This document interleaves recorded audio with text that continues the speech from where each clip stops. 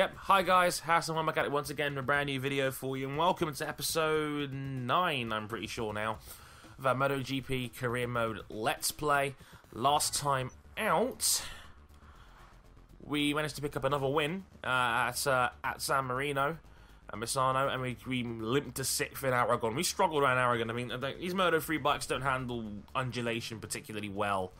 But in this episode, we'll be taking on two of the faster tracks on the calendar, Motegi and the Twin Ring, and Australia's Phillip Island as we come down towards the end of our first season. Quick look at the standings before we get into it as well. Danny Kent leads the way by 42 points over Miguel Oliveira in second, Fabio Quartararo in third, and it's us in fourth place, 57 points off the top. We're probably not going to win the title this year, barring a miracle, but I think second is still more than doable. If we can pick up the right results in some key areas, get a couple more wins, I think second would be pretty nice. And second place gets promoted most of the time anyway, so I guess it makes sense.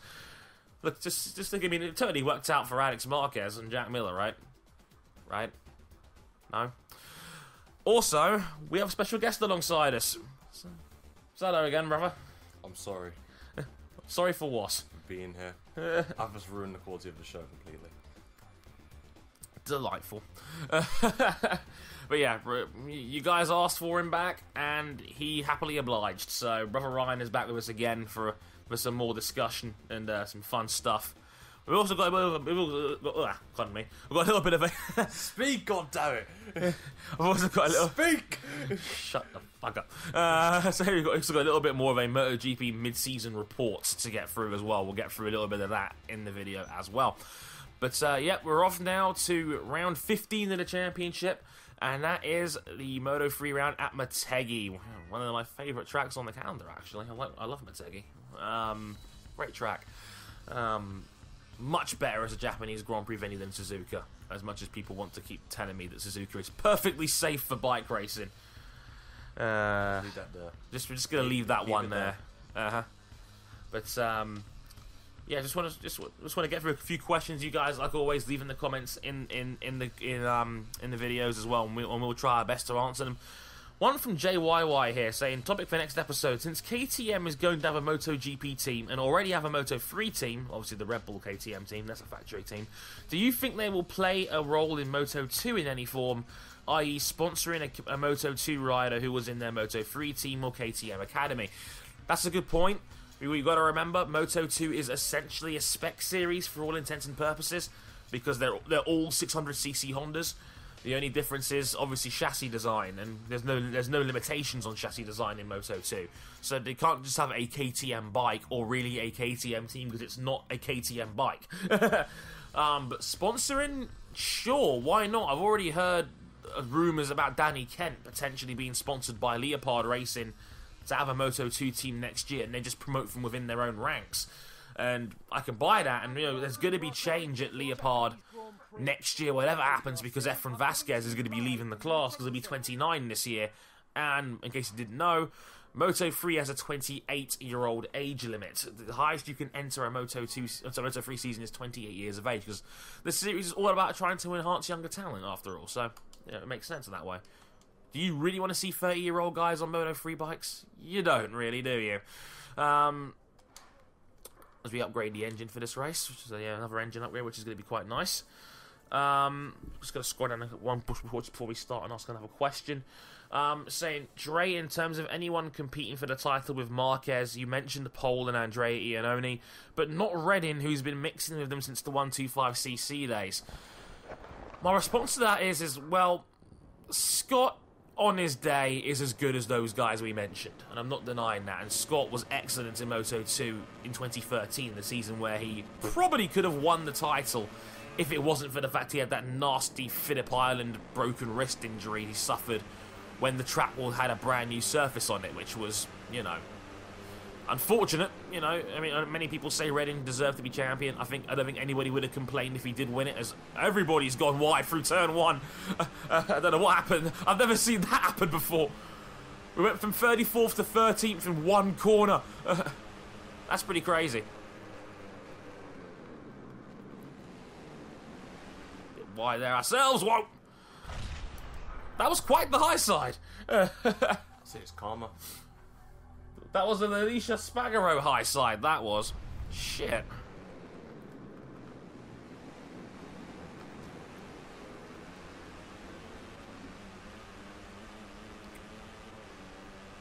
Shoot.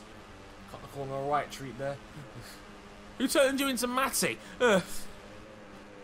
Talking about Redding quickly. It's weird about Redding because, like I said, Redding probably deserved to be Moto 2 champion in 2013. And he was very unlucky to have not won that. Jesus! To have not won the title that year. And, you know, Paul got good at the right time anyway, to be honest. Because I remember Paul winning in this very race at Motegi in 2013. And that won him the title because Redding got taken out by Rabat. It's like some kind of executive decision was carried out in the garage. Like, hey, Tito, take one for the team and make sure Redding don't finish. Because if Espargaro wins from the front, he'll be champion. Here's the thing, right? This is the sad truth about those three riders. They're overrated. All three of them are overrated. This is the sad truth. All three of them are not that good, to be honest. Because let's be honest here, Paul Espargaro on the same bike, effectively the same bike as Rossi and Lorenzo, is getting beaten out by, my honest opinion, the best rider in the field right now, Bradley Smith. On effectively a worse chassis that Bradley Smith is on. It's not a good look for Paul. I'm not willing to totally dismiss him at the moment, because at the end of the day, his rookie season was excellent as well, Paul Espargaro's, and he deserved this praise for that as the rookie of the year. It was my rookie of the year, just beaten out, ironically, Scott Redding on the production Honda. But two guys that I think had excellent rookie seasons. So I'm not willing to completely dismiss Paul just like that, because. But here's the thing, though, right? You've got Tito Rabat, who's now being beaten out straight up on the same bike as Zarco. You also got Scott Redding, who's now got the big break he deserves. Who's also struggling right now. So how good is that class really? They're almost all two of the three of them are champions, but. What have they got to show for it when it comes down to it? I think you're being a little bit harsh on them, to be honest. Like, Rabat does not deserve to be anywhere near 65 points down on Zarco. Really? He's been taken out in 2 separate races. Like, he was on for a podium at worst in Qatar before Corsi took him out. And then, obviously, under German and Saxon, Morbidelli completely lost the front end underneath him. He's been robbed of, I'd say, at least 35 points. So maybe he should only be down by 30. But the thing is, 30 points is recoverable. And this is Rabat we're talking about here. He won 7 races last year. There's no reason why Rabat couldn't have pulled it back if it was something like 30 points. He won't win the title this year now because he's been very unlucky in that regard. But I'm not going to ultimately dismiss Rabat. I mean, what I will call him out for is the decision to stick around. Because I think that was a poor decision. It doesn't mean Rabat's a bad rider, and it doesn't mean his stock will go down. It probably will in the eyes of people in charge, but people shouldn't judge Rabat on this season, in my opinion.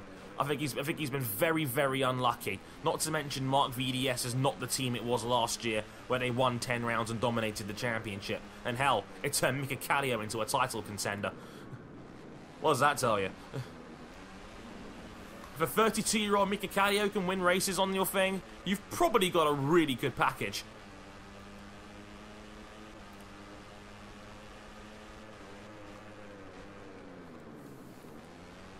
What else you got, right?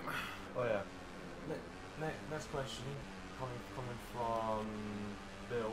Yep. I'm excited to see what Austria's going to be like. Me too. I like the Red Bull Ring edition. I think it's a great track. I think it's a perfect bike track, to be honest. It's just big enough you don't get ridiculously long, like 2-minute 10-second laps or whatever. And as well as that, I've got a feeling that almost every corner could be a passing opportunity apart from turn 1. And turn 1 is going to be a tricky corner. I mean, you're going uphill. It's a blind apex. That could be a bit dodgy, to be honest. But besides that, I think it's open season pretty much everywhere else. Moto 3 is going to be absolute carnage through there. I'm not excited for this track. Why not? It's too easy. Who cares? As long as it provides good racing. It's way too easy. Like seriously, it's just a bunch of straights. I don't watch a MotoGP race and say this track's far too difficult. It's just going to be another slipstream fest. Something that you isn't that? It's what you condemn. It's what people condemn motorcycle racing for. It's going to be a slipstream fest. Welcome to Moto 3, Ryan. Where arguably its best race this season was Mugello, which was nothing but a slipstream fest. You can't have it both ways, man. It's just the nature of Moto 3, where it's hard for anyone to get a breakout advantage. It's just how it is. God, Anthony dive bombing it there, Jesus. But for me, I'm excited for Austria. I don't really care about it's an easier track. I mean, all I want is great racing, and if it provides great racing, who gives a shit how difficult the course is? I mean, I know it's no Monza. Let's put it that way. Mind you, it's not like MotoGP's tried going to Monza. Mod Superbikes did, and it didn't really work out for them that way. Yeah, last question from Josh. Where have you got Keith Ewan in this bandwagon for MotoGP compared to F1? Oh God, I hate this shit. And people have had a go at me for being too overcritical about this, but what guys like Ewan don't realise is that basically criticising F1 as a comparison to your sport doesn't make your sport look any better. Like, in other words, you're saying you're better than F1, a sport you always condemn and take the piss out of anyway. So how good is it really? Like, how high are you setting your own bar here? Like, if you're comparing yourself to a crap sport, then what's the point? Shouldn't you be comparing yourself to a good sport? Wouldn't that make more sense? If you're gonna play the advertising game like that, why would you set a bar so low for yourself? That's like Usain Bolt saying, "Damn, I'm 10 times better than James Dassalu." It don't matter. It just doesn't matter. Why compare yourself to someone who you shouldn't aspire to? It's a different ball game entirely, MotoGP and Formula 1. I mentioned this before. I hate when commentators compare their motorsport series to F1 like F1's always got to be the yardstick. I don't like that approach. I never have. I probably never will. And it's probably with the whole mindset of F1 being the pinnacle, and maybe that needs to change because F1 probably isn't the pinnacle of motorsport anymore. It clearly isn't. It's probably now WEC, but there's a bunch of fake WEC fans thinking that Hulkenberg's I've mentioned this before. You know, there was a lot of people. You know what? I get. It's one thing watching Le Mans year to year because, you know, it's special, so people will watch, and that's a good thing. But at the same time, a lot of people, I've always accused a lot of people of basically faking their support for the WEC for the reason of, because it's not F1, and they'll use it as a stick to beat F1 with, like, look at the WEC approach. Oh, they let their guys develop. It feels much more closer. While true, at the same time, they're trying to slow those cars down again. There's going to be less testing in next year's WEC season, so they're slowing the cars down on that end too. And you know, the WEC is a totally different animal compared to Formula 1. It's sports cars versus open wheelers, and that's already going to be shaky ground in the first places. I smell a podium opportunity here. I'm going to have to concentrate just a little bit for this bit. Look at that. Ho-ho-ho! We're up into third. Come on, Kent.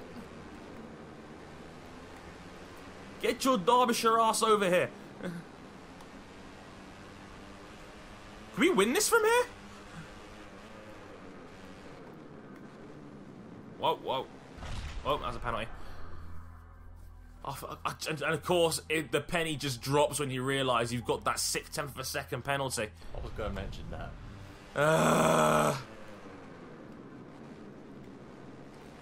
So I've got to not only beat Quartararo, but beat him by 6/10. That's going to be tricky. Luckily, these bikes are quite slow in a straight line, so 6/10 in terms of relative distance isn't too bad.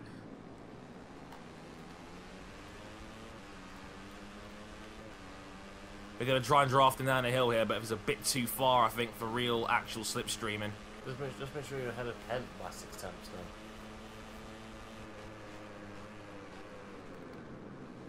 Oh, a bit wide. Quartararo was even worse, but I bounced the front wheel off.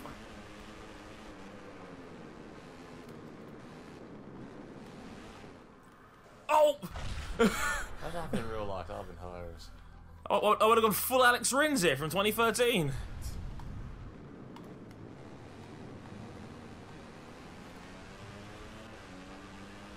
Well, how much is that penalty going to punch me? I think I'm only going to lose second, I think.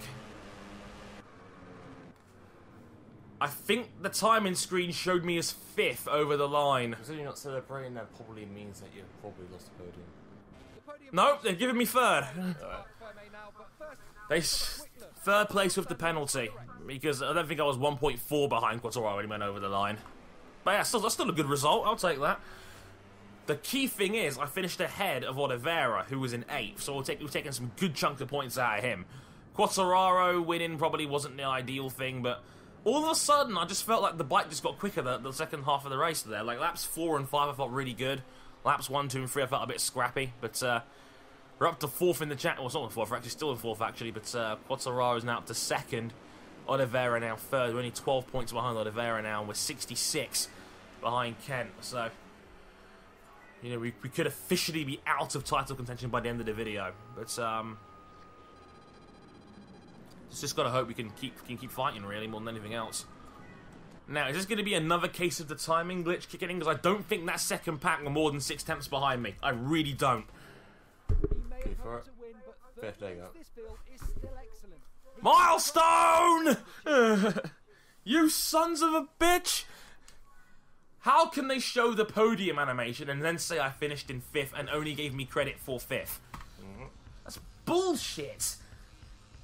Like I said in my review, this system will screw you at some point. It's inevitable. It will happen. Fuck's sake, man.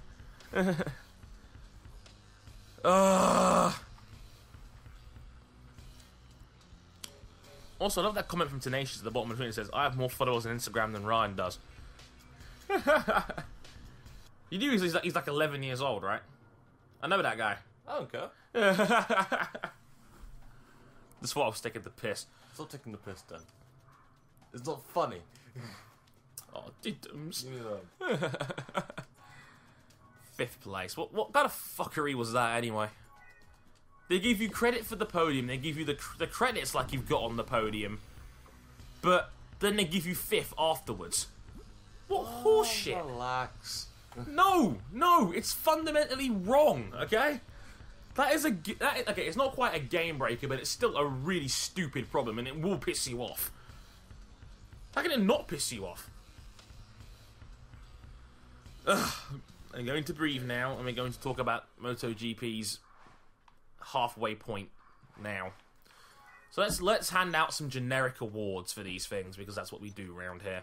Only a fancy graphic saying generic awards. Generic awards. So, first up, I don't think we quite see eye to eye on this one.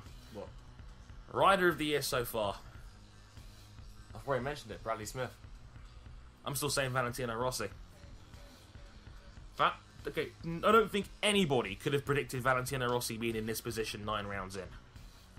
To have led the championship from start to finish, to have won multiple races, to have beaten Marquez head-to-head a good few times, and to be leading the championship over a much more motivated Jorge Lorenzo this year by 13 points, and has had a championship lead from the very opening round.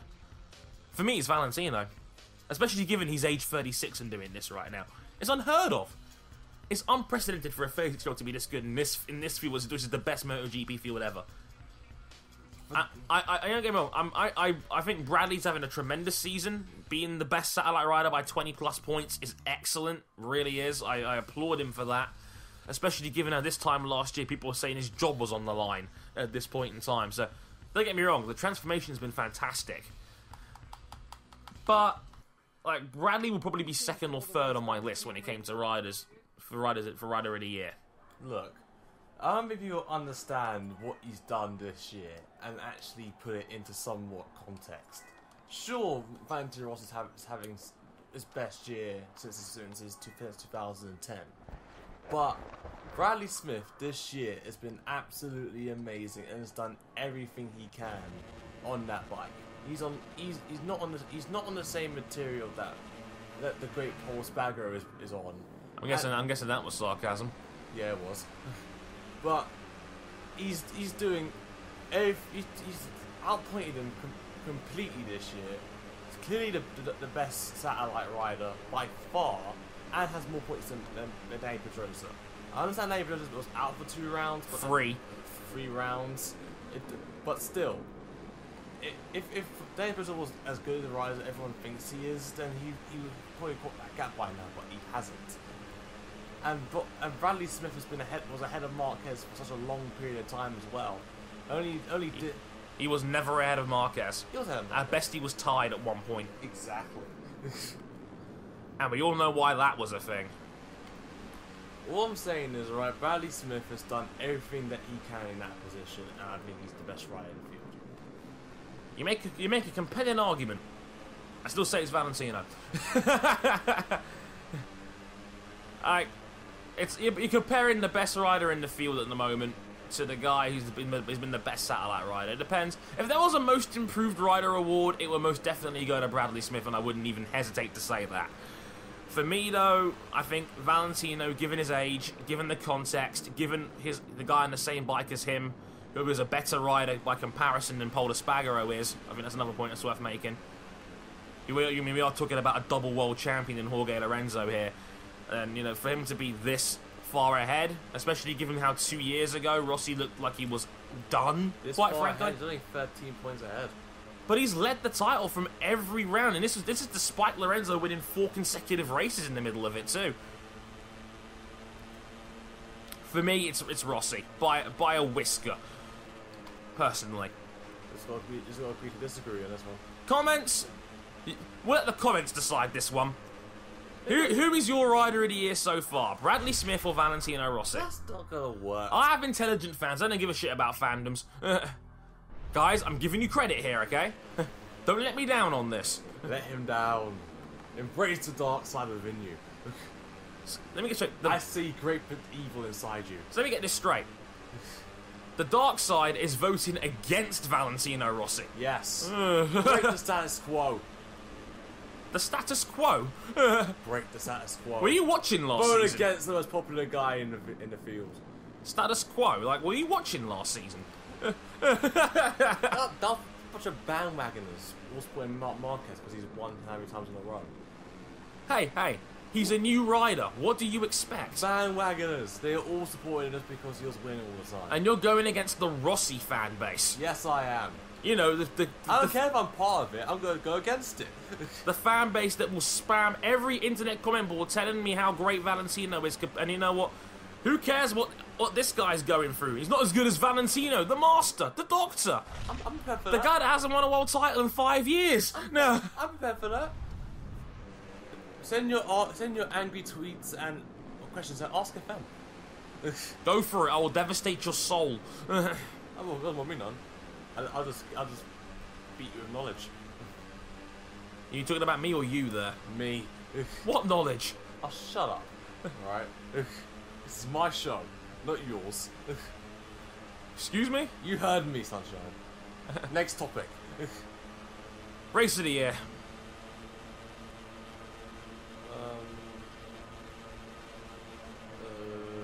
For me, it's Argentina. It's something Moto3 related. If we're going through all 3 classes, I would say Assen from Moto3. If we're going just for MotoGP, I would say Argentina. Because Argentina told a story. It reminds me a lot of Canada 2011 in that regard for MotoGP as opposed to, you know, Formula 1 and Jenson Button going through the pit 6 times. Argentina was like a race. Was like having 2 races in one. The second pack was already crazy, but the tensity in the room. Remember we watched that race together, and just how tense it was as Rossi was taking a couple of attempts out of Marquez at a time. Then it was 3 attempts a lap. Then it was 4 attempts a lap, and then the drama at the end when Rossi and Marquez collide, and Marquez, in a desperate attempt to try and keep the win alive, went down. I mean, that is an amazing, amazing race, and for me, one of the best MotoGP races I've ever seen. That was an exhibition by Valentino Rossi in how to ride a motorcycle And I have to applaud Marquez for putting up such an incredible fight, given that Honda put him on the wrong tyre. Hell, Crutchlow, look at Crutchlow. Beat Iannone on the final corner to get the podium too. That was a sick move from Cal. That's some true British grit right there. Sarcasm or not, also kind of true. That was a gritty move from Cal, and a bold one too. Yeah, maniac, the maniac. So for me, it's Argentina. Any objections? Nope. I think MotoGP wise, I think only Qatar's in that same discussion. Yeah. Because Qatar was pretty good. I mean, the surprise of seeing Dovi up there was also kind of cool. Yeah. But for me, Argentina. If we're going for all three classes, I would say Moto3 at Assen was ridiculous. Wait, what about Moto2 in America? No, not in the same league for me. Good race, pretty good race, and Zarco, Simeon, and Lowe's battling was pretty fun, and it led to it was a breakout win for Sam Lowe's, and the win he probably deserved for a little while actually. And he was up there in Qatar as well at the opening round, and then he binned it, and I was like, oh, for fuck's sake, Sam. If anything, I'm glad he's come such a long way from that from last year. He's learned some consistency, and that's great. Also, don't think Speed Up are as good as people like to think they are, but that's just my opinion. They could win this race. No, they're not. They're second tier. They're not second tier. They're second tier. A race winner is not second tier in this class, especially when he's third in the championship, right? That win was a fluke. It was not a fluke. He broke Zarco after he passed him. Every dog has his day, and you're also that. Are you just looking for any reason to put down Sam Lowe's? No, I'm not. I'm just saying. Because his improvement has been remarkable this season. He hasn't been consistent at the top. What, so P4s aren't enough for you anymore? Is he getting podiums on a consistent basis? Semi-consistent. He's had 3 podiums this season. Leave him alone, Ryan. You haven't really got much grounds to attack him here. This is a guy that was 11th in the championship last year. He's now pretty much nailed on for a top 3. Leave him alone. If MotoGP teams are knocking around him, he must be doing something right. Just saying. Whoops. But yeah, for me, that's race of the year.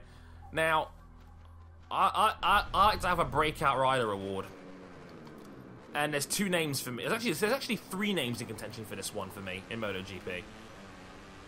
Maverick Vinales, Andrea Iannone, and Bradley Smith. And I think that's a tough one, because Maverick, I told Ryan this before, I was in shock when I looked at the championship and I thought that I saw Maverick was 13 points ahead of Alicia Spargaro, who is an established and well-respected top-tier level rider. Paddock has a lot of respect for the Espargaro brothers in general, especially Alicia for fighting on CRT bikes a lot of the time. So you got Maverick in that regard. You have Bradley, who's having a tremendous season on the satellite Yamaha, and you got Iannone, who's 3rd in the championship right now on that Ducati, who has finished every single race this season in the top 6. In fact, only once he's been outside the top 5 even for Iannone. So I think this is a tough one for the reason of they're all in separate tiers. Yeah, they all have different expectations. The yardsticks are different here on this one. That's the problem. I think for Maverick, I think it was more of the case of just do. I think he had a very similar motive as Jack Miller in the sense of we just want you to ride and do your best, get data, get data. But he's excelled past that and done better as Spargaro. Maverick's one of only 5 guys in the field to have scored points on every single round. He hasn't had the same level of high upside like Alicia has, whereas Alicia's had a couple of front row starts, and he had a potential 4th on the cards at Catalunya if it wasn't for that drop with 5 to go. But Alicia also had a spell where he crashed out in 3 straight races. Le Mans, Mugello, Catalunya didn't finish in any of them. I think that's probably the reason why Maverick's ahead of him right now. With Bradley Smith, I think expectations were more to the base of just do what you can with the bike you have and try not to overtime, not to beat Paul Spargaro, who's trying to beat the guy.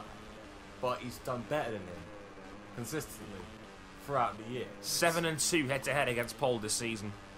7-2. And Bradley, again, is one of the other guys that have scored points every single round and has been in the top 8 every single race this season. Exactly. Only 6 guys are in that club. Bradley Smith, Andrea Iannone, Valentino Rossi, Jorge Lorenzo, and the other one, Maverick Vinales, and the other one is Danilo Petrucci, actually, who's also had a pretty good season there and just outside the top 10 of the championship on that Pramac. But, and then you've got Iannone, who's always been Marquez's rival throughout the years. I said no at the end there. Who's always been Marquez's rival on the Pramac, and when he finally went to Ducati, I don't think people were expecting him to do what he's done. I think a lot of people thought Dovi would be doing what Iannone's doing right now, and he's 31 points ahead of Dovi right now. And he's straight up beaten what arguably, in my honest opinion, an elite rider. Agreed. He's straight up beaten throughout the year. He's just finished almost every race. He's contended in every race, and I just think he shows great potential for the future. So you're giving it to them? Don't know. Got to pick one. I can't. I'm going to pick one, and I'm going to say because of his reputation before, and because of what he's become now, I'm giving it to Andrea Iannone, personally. I think Iannone has proven he's going to be a top-tier rider in this class. Actually, considering I said he was going to be riding, I have to say Bradley Smith. Yeah, by default, you're locked into that one now. Yeah. But for me, I think it's Andrea Iannone. And Iannone, he's got podiums now to his name, you know, and he's been up there challenging for wins on occasion. He's been super consistent. He's out Dovi in Dovi, and I think that's very impressive in its own right, because Dovi has been the established, consistent go-to guy, regardless of whatever happens. So here's the thing. Sponsors! Okay, we've got to choose our sponsor for the last time this season, because whoever I pick now, I'm locked into them till next year. Ooh. And I'm getting top-tier Moto2 rides available. The IO team wanted me to be Johan Zarco's partner. Dynavolt, you got Italtrans. The AGR team, that's Jonas Volger's lot. Athenia, that's Corsi's team. Brasini, that's Simeon? I think that's Simeon's lot, isn't it? Speed Ups, that's Sam Lowe's. Tech 3, Blach, Motorsport Asia, QMMF. AFHP, PTC, the Saga, Octo, Iota, Tasca, JP, the crap ones. The crap ones, basically, yeah.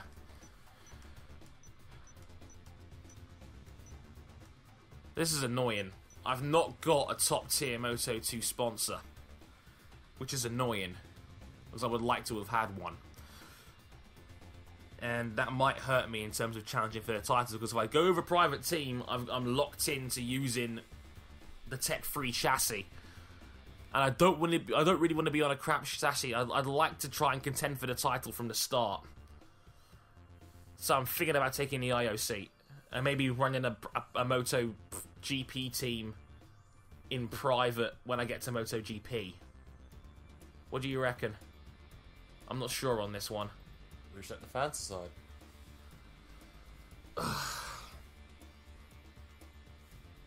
I don't think the fans will be too mad if I did. I think they'll understand if I went for IO, or if I went for Speed Up. An all-British dream team, me and Sam Lowe's. We are not going to Speed Up. Who is this we? You ain't going to Speed Up. We're going to Speed Up. No! Don't you do it. No MotoGP offers yet, by the way, just in case anyone was wondering. Just worth checking. So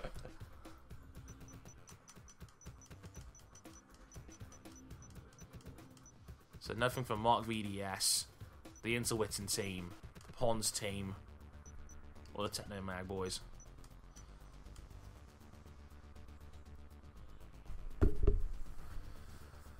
I don't want to have to keep clawing, because having a top tier bike and then developing it from the start could make me a top title contender immediately in Moto 2.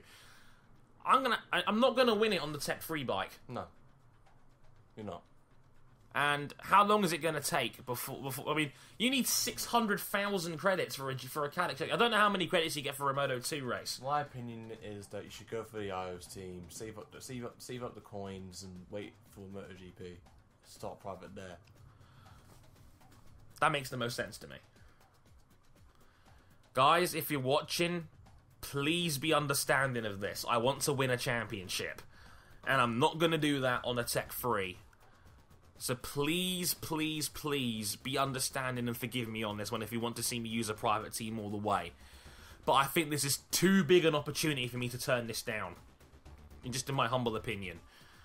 So, please don't be mad at me for this. But I'm going to take the IOC. Me and Johan Zarco.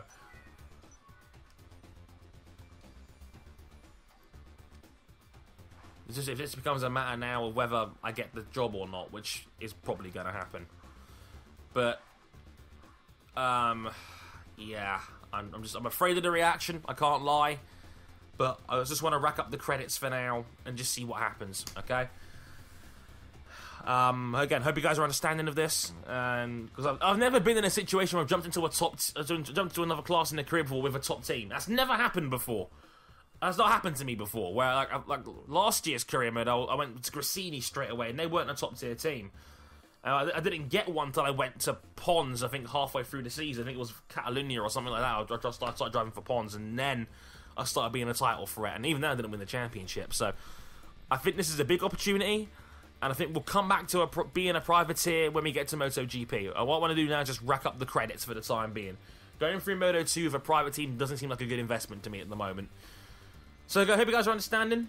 Leave your questions in the comments. Maybe we'll bring Ryan back another time to finish off the season, which will be, what is it now? Sepang and Valencia, the last 2 rounds. So until then, please don't kill me in the comments. I love you guys. I really do. But until next time, I've been Andre Harrison. He's been Ryan Harrison. And we'll catch you guys next time. Thanks for watching. Sayonara.